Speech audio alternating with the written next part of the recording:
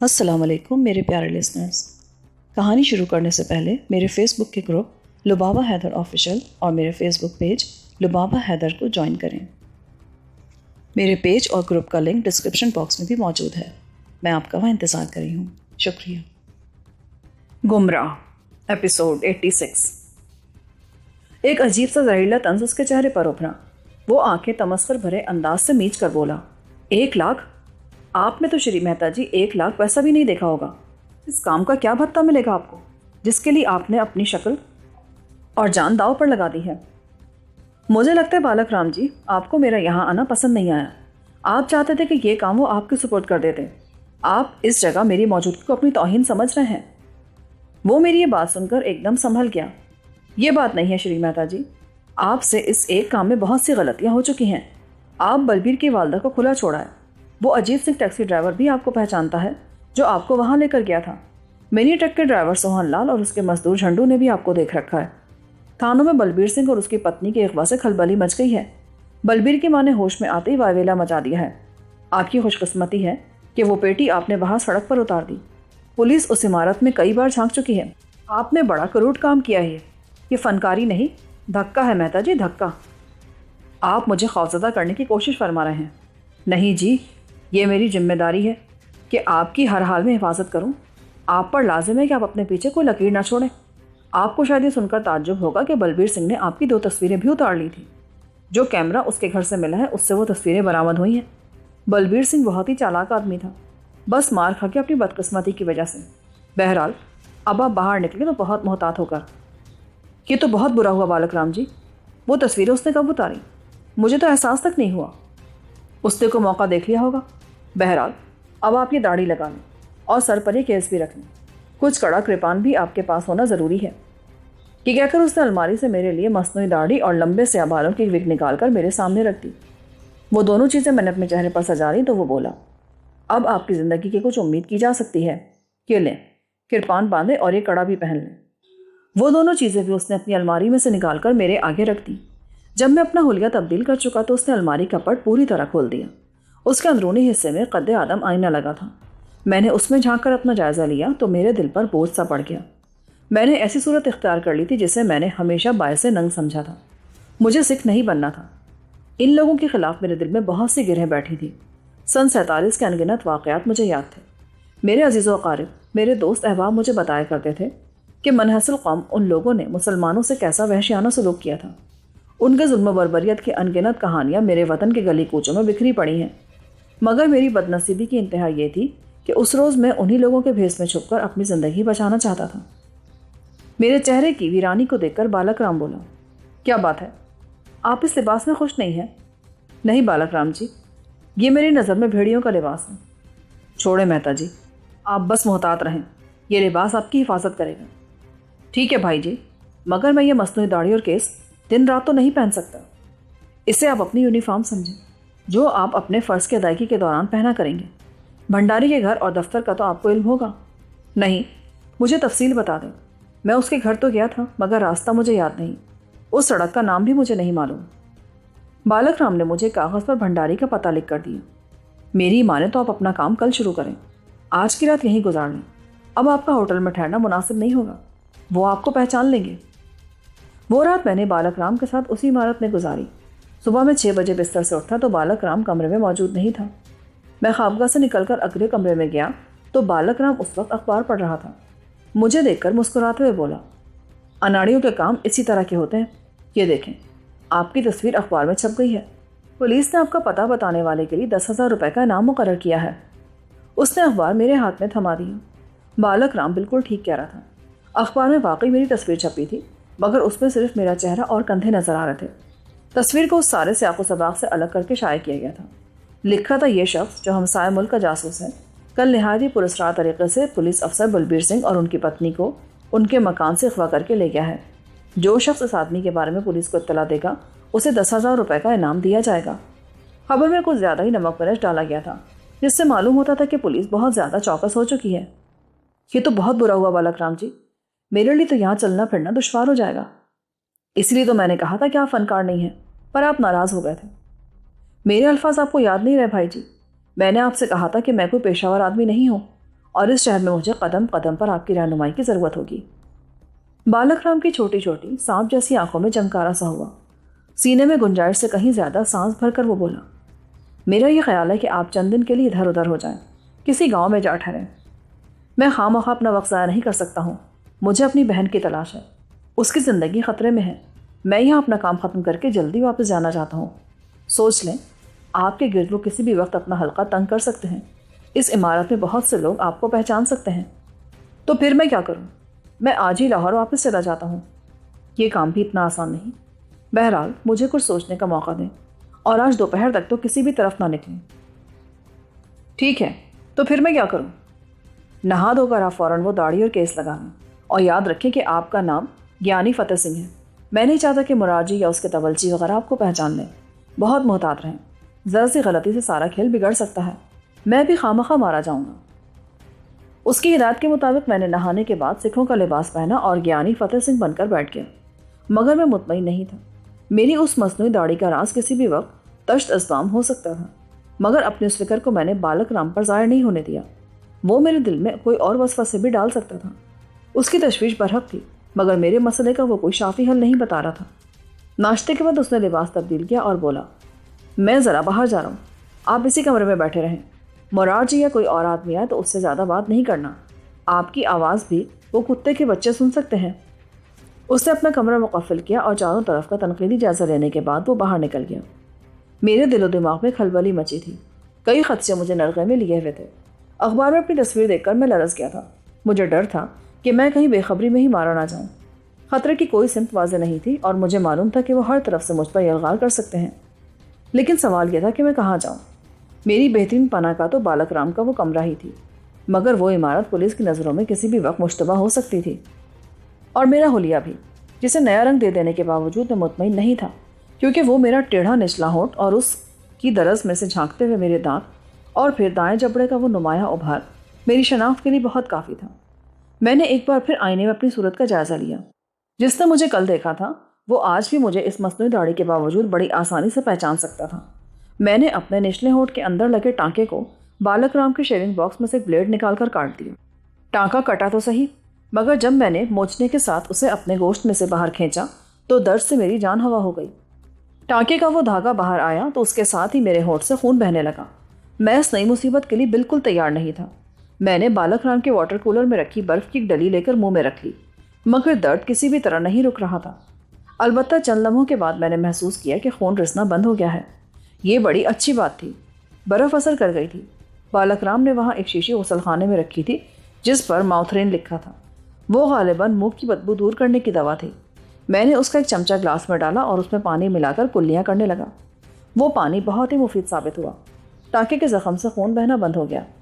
इस मरहले से गुजर कर मैंने बालक राम की कैंची लेकर जबड़े के साथ लगाई गई उस नरम मुलायम सफ़ेद संगमरमर की पट्टी के तार भी काट डाले। जब मैं उस पट्टी को जबड़े से निकाल चुका तो मुझे यूँ महसूस हुआ जैसे मैं बिल्कुल हल्का फुल्का हो चुका हूँ। मेरी असली सूरत मुझे वापस मिल गई थी। मैं पहले वाला गुलाम जिलानी बन गया था और आईना झूठ नहीं बोलता था। उसमें मैं वाकई बहुत खूबसूरत जवान नज़र आ रहा था। न जाने क्या बात थी कि मुझे यह एहसास डसने लगा कि बालक राम जी मुझे वहाँ बिठाकर जानबूझकर वहाँ से टल गया है। या तो वो मेरा तमाशा देखना चाहता था या ख़ुद को सारे क़िस्से से अलग थलग ज़ाहिर करने में मसरूफ़ था। उसके रवैये ने मुझे परेशान कर दिया। 15-20 मिनट तक मैं वहाँ बैठा सूरत हाल पर गौर करता रहा। अब जो मैंने सिगरेट सुलगाने के लिए होठों में लिया तो मुझे ये देखकर बहुत कोफ्त हुई कि मेरा निचला होठ सूज गया था। ये बड़ी ख़तरनाक बात थी। मुझे फौरी तौर पर किसी डॉक्टर से मशवरा करना चाहिए था, वरना वो ज़ख़म अजियतनाक सूरत इख्तियार कर सकता था। मगर मैं बालक राम के घर को खुला छोड़कर कहीं नहीं जा सकता था। मैं ताला लगा देता तो और बुरा होता। उसका कोई आदमी या वो खुद लौट कर आता तो चाबी कहाँ से लेता। अभी मैं इस परेशानी का हल सोच ही रहा था कि अचानक दरवाजे पर दस्तक हुई। इधर कौन रहता है? किसी ने ताकुम आमेज़ लहजे में पूछा। यहाँ बालक राम रहते हैं, डांस मास्टर, किसी ने जवाब दिया।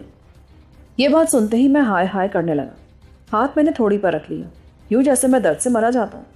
एन उसी वक्त किसी ने दरवाज़ा धकेल कर खोल दिया।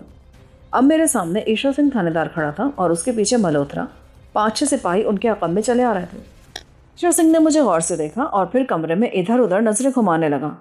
मैंने खुद को ज़्यादा पुरसकून रखने के लिए मुँह ही मुँह में या हफीज़ों का वेट करना शुरू कर दिया। ईश्वर सिंह बोला, सत श्री अकाल सरदार जी। हम बालक राम जी से मिलना चाहते हैं। आप कुछ बीमार नजर आते हैं। मल्होत्रा ईश्वर सिंह के करीब से गुजरकर कमरे के वस्त में आ ठहरा।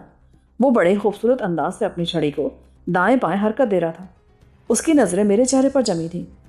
वो अभी अभी बाहर गए हैं महाराज, कोई 2 घंटे बाद आएंगे। मैंने बड़े मुअद्दिब लहजे में कहा। दाढ़ी मेरी सीने तक फैली हुई थी और मेरी आवाज़ के साथ हिलती थी। हाथ मैंने अभी तक थोड़ी पर रखा हुआ था। आप यहाँ कैसे बैठे? क्या तकलीफ़ है आपको? बालक राम जी मेरे मित्र हैं, मैं उनसे मिलने आया हूँ। मेरे मुंह में बहुत दर्द है। मेरी पूरी कोशिश ये थी कि मेरी आवाज़ का असल रंग उन पर जाहिर ना हो। ईश्वर सिंह ने दरवाजे में खड़े 3 आदमियों को अंदर आने का इशारा किया। उनमें से एक मिनी ट्रक का ड्राइवर था, जिसे मैंने पेटी को बालक राम के अड्डे पर पहुंचाने के लिए किराए पर लिया था।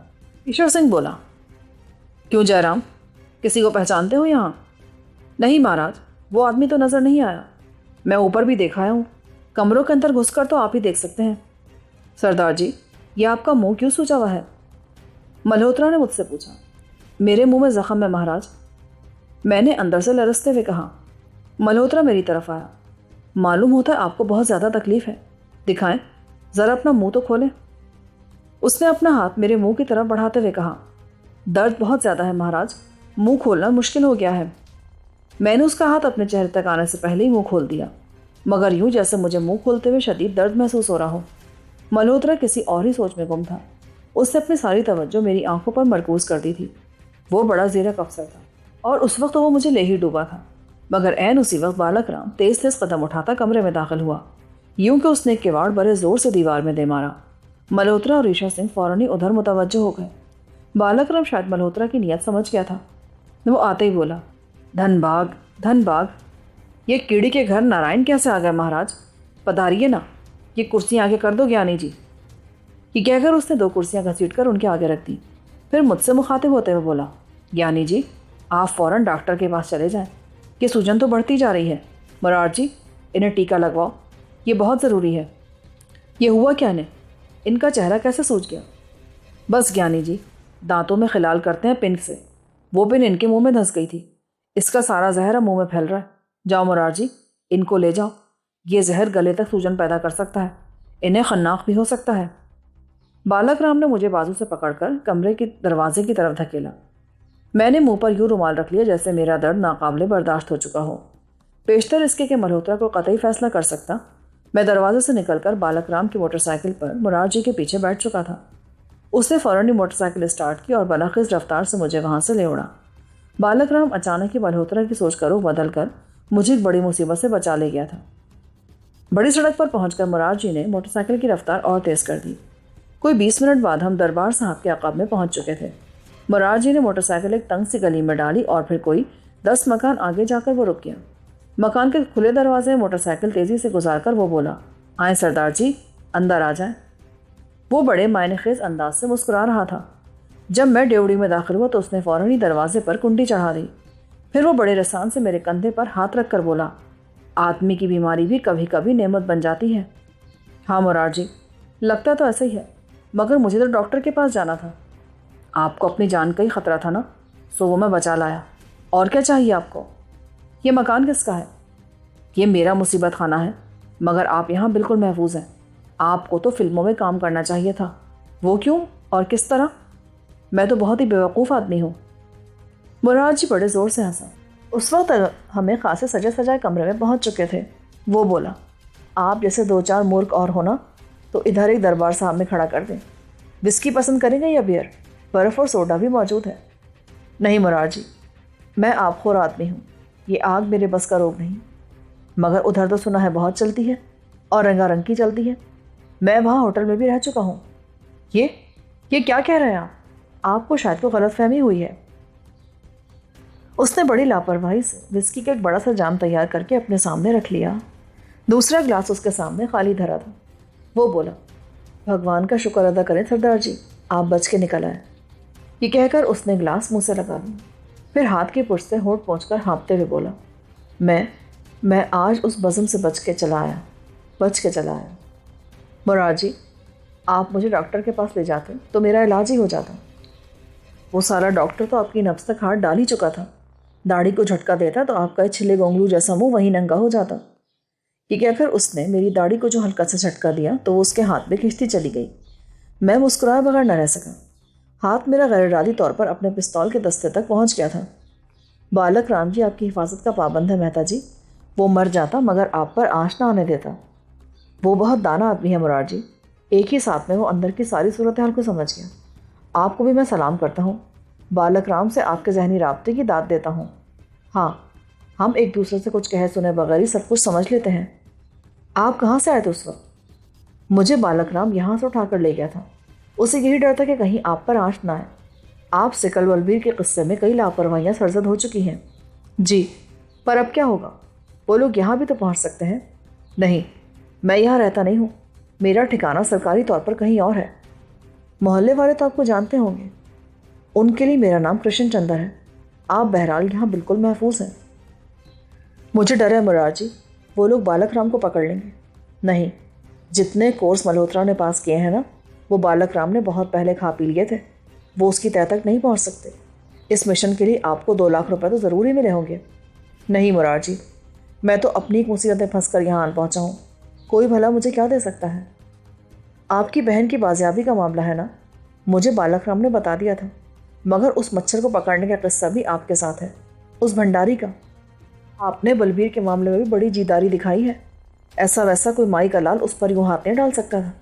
उसने तो घर में शिकंजा कुर्सी रखी हुई थी। बड़े बड़े सांड और भैंसे उससे पनाह मांगते थे। आपने तो कमाल ही कर दिया मेहता जी। मेरे बारे में सब कुछ जानने के बावजूद भी मुझे मेहता ही कहेंगे आप? यही बेहतर है बड़े भाई, यही अच्छा है, वरना आदमी किसी भी वक्त चूक सकता है। मैं वापस ना गया तो वो बालक राम से सवाल करेंगे। कुछ भी नहीं होगा मेहता जी, बालक राम सब कुछ संभाल लेगा। अब आप यहाँ बैठकर अपना अगला प्रोग्राम बनाएं। इतना मैं आपको बता देता हूँ कि आपकी फहरिस्त के 2 आदमी, भंडारी और केदारनाथ शर्मा, परसों फतेहगढ़ जोड़ियाँ जा रहे हैं। वो सुबह 8 बजे रवाना होंगे कार के ज़रिए।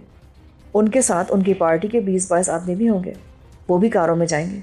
एक कार हम भी आपको फराहम कर सकते हैं। ये तो बहुत अच्छी बात है मुरार जी।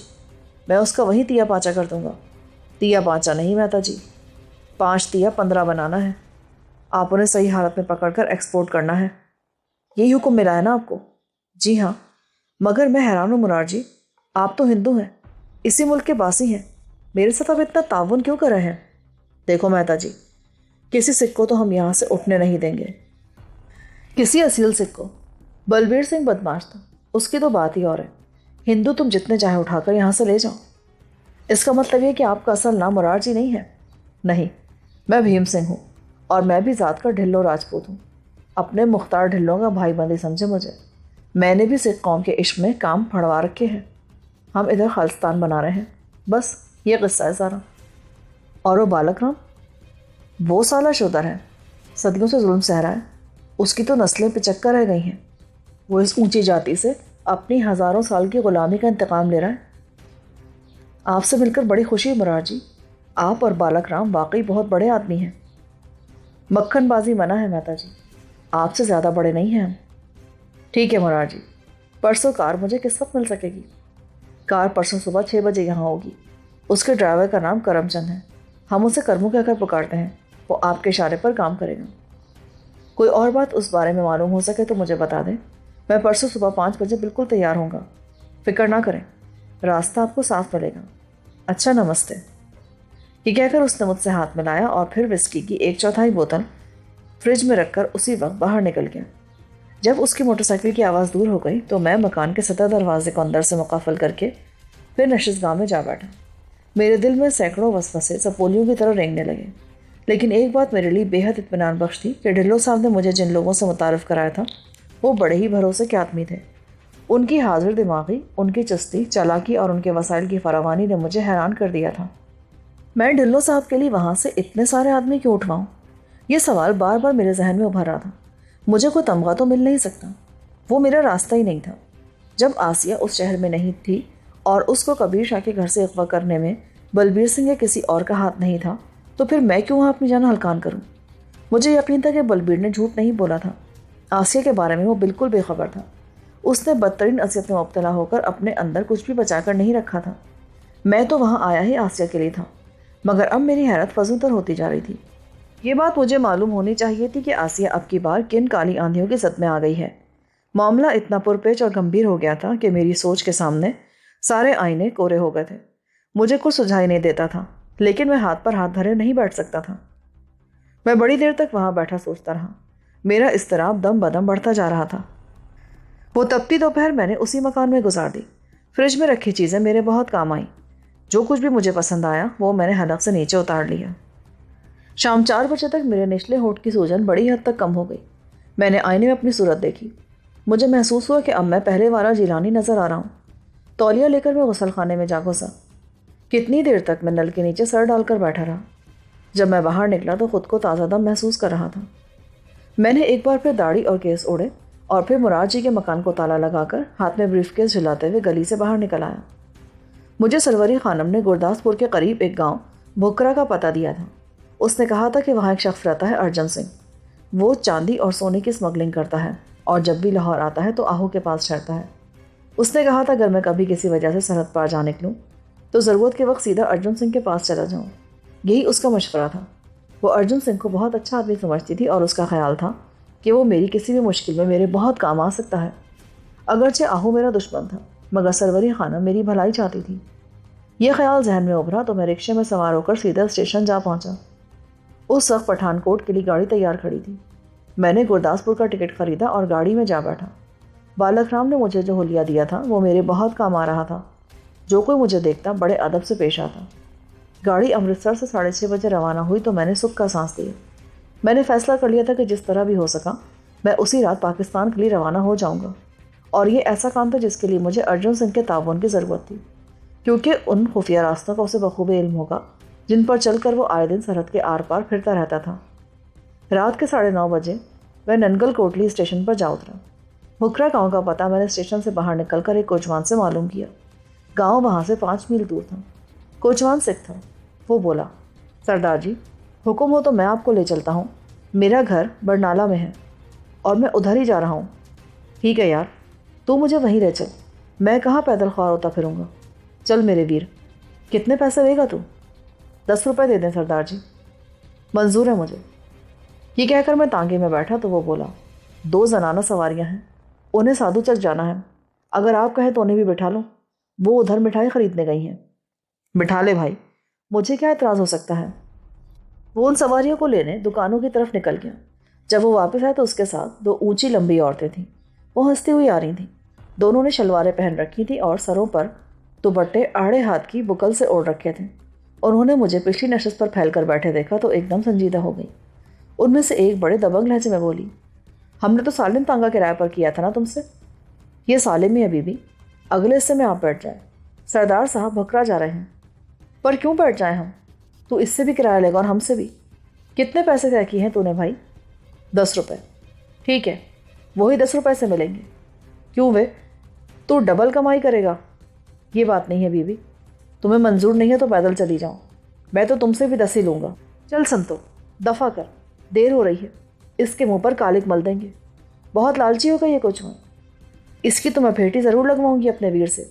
ज़रा लिहाज नहीं करता। क्यों वे, कह दूँ जगत सिंह से? नहीं बीबी, ऐसा जुल्म ना करना। देखना, ये मेरी रोजी रोटी का मामला है। पेट तो मेरे साथ भी लगा है। संतो उचक कर तांगे के अगले हिस्से में बैठ गई। फिर उसने दूसरी औरत को भी अपने पास बिठा लिया। तांगा उनके बोझ से दबने लगा। तेरे पेट में चाकू लगवा देती हूँ ना रहेगा पेट, ना बजेगी नौबत। संतों ने बड़े संजीदगी से कहा। वो खासी मजबूत कद काट की औरत थी। कोचवान कुछ घबरा सा गया। क्यों मेरा हार्ट फेल करवाती हो? जगत सिंह का तो मैं वैसे ही हाथ बंधा दास हूँ। पर देखना बीवी, ये किराया तो मेरा हक है ना। ये जगत सिंह कौन है पहलवान? कोई बदमाश इलाके का? मैंने कोचवान को मुतवज्जो करते हुए कहा। संतों ने एकदम मुझे घूमकर खा जाने वाली नज़रों से घूरा। फिर चमक कर बोली, बदमाश होगा तू? बदमाश होंगे तेरे होते सोते।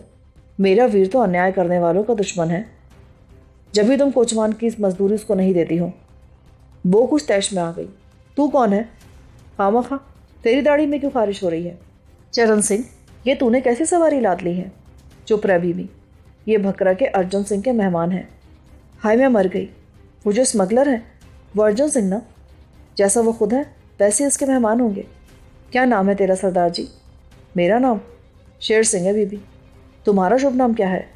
बातें तो बहुत ज़ोरदार करती हो, जैसे यहाँ की जागीरदारनी हो। हाँ, यही समझ ले।